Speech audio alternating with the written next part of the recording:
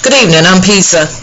I'm Pizza because I get a piece of news from here, a piece of news from there, piece of news from everywhere, then I piece it all together and I give you a piece of my mind.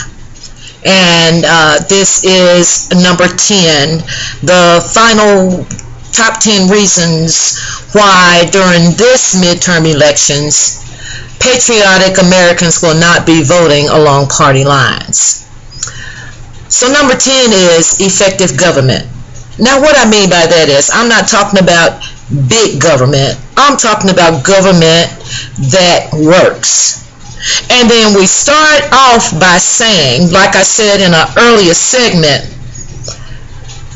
when we go to our jobs, we have to compromise with people that we don't like or we don't agree 100% with. But we know that we got to get a job done. This thing that the Republicans have been doing for the last 6 years, purely being obstructionists, and it's been obstructions at the risk of our national security as well as the economic safety of this country. Americans are tired. We're fed up. We've had enough. Republicans, we really have, honestly.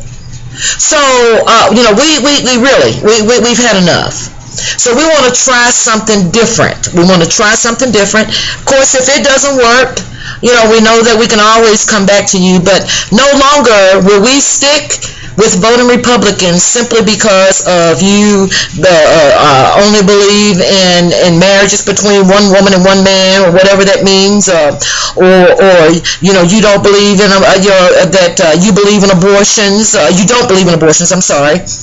Whatever that one reason is, there are 20 other reasons why you can't afford to vote Republican this midterm.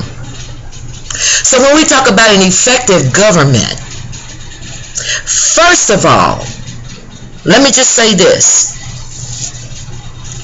First of all, we have got to get rid of Citizens United. Corporations are not people.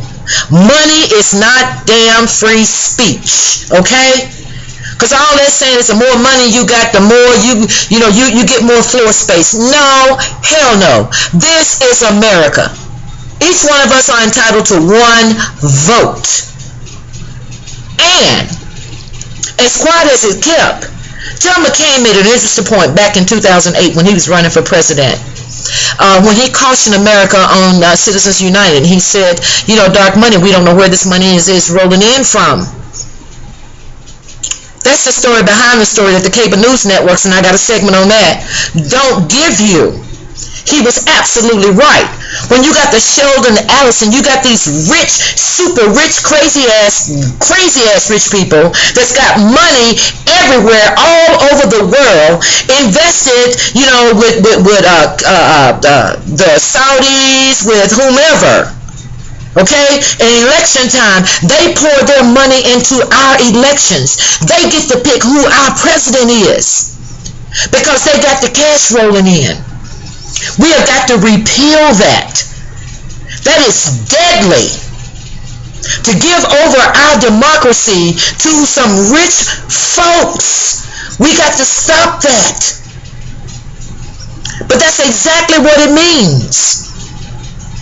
If money is free speech. That's why I say Justice Chief Roberts is one of America's most dangerous persons. Because it's under his watch that this comes to be. So when you got the Michelle Bachmann, the crazies talking about conspiracies that I don't believe in, by the way, but you don't know who's paying for our elections, who pouring in money when you're talking about dark money. And I will never forget the presidential election between Mitt Romney and President Barack Obama in 2012. When Benjamin Netanyahu, he's a demon, I'll talk about him in another segment, had the audacity to insert himself into the America's election process by saying who he will support to be the president of the United States of America. First question, who the hell is he? You do not. We don't care who you like or who you dislike. You do not determine that. And that's why he embarrassed America when he was bombing those helpless children, women and children, on the Gaza Strip in Palestine. And America just stood by, aghast, and just couldn't believe it. How could we support such a maniac? But he wanted Mitt Romney to be president. So we want effective government. We want to get rid of crap like that.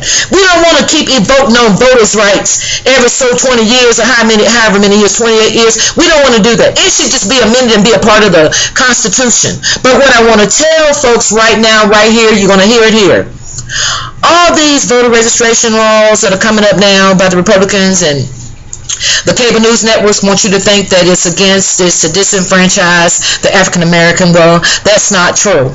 These rules are being set in place to disenfranchise the Latinos and those who are going to be granted citizenship upcoming, okay? They see it as being it's going to be a process. It's going to be hard for you to secure the documentation that you will need to be able to vote. So it's not about the African American. It is and it isn't. But they're trying to play ahead of the game. But you know what? We are ahead of the game.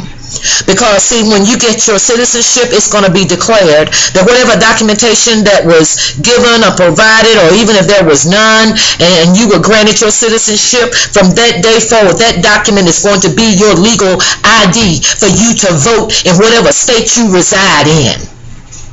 The next reason why we want effective government, FEMA. You know, when we get a natural disaster, you know, the tornadoes or whatever that happens, floods, hurricanes, we don't need senators in Oklahoma voting for whether or not people in Mississippi need to get help. We need to cut that. We need a government that's going to come in, and when there's been a disaster, a national emergency, that's going to come in and take care of what they need to take care of, make sure the monies are dispersed like they're supposed to be, make sure things are managed. That's responsible government. That's responsible government. And responsible government. Voting rights protected. FEMA protecting the citizens. Citizens united. Regardless of what your financial status is, your voice is just as important as the richest man. Effective government. Make it easier, not harder. Yeah, you're going to always have people that's going to abuse or find a way to get around the system, but don't penalize the people who really need it. Peace out.